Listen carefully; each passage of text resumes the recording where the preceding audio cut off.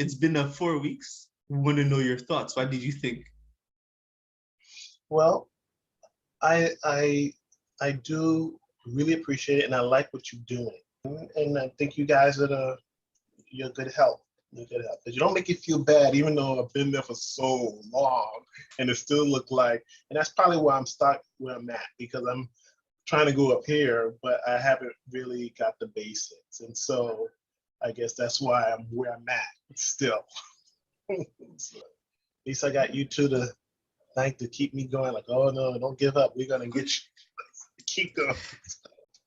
Know that they're informative, they're realistic, um, and you and Eunice are very good teachers. That I could say are very good. You make sure that the person understands where each, before you move on, progress, you first make sure they understand or got a good footing. Okay, you got the basics. Okay, let's build onto the basics.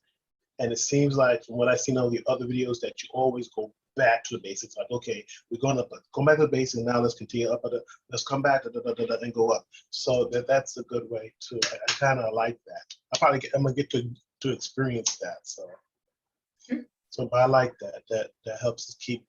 I know it helps keep them in mind, or keeping in mind that the basics are still important.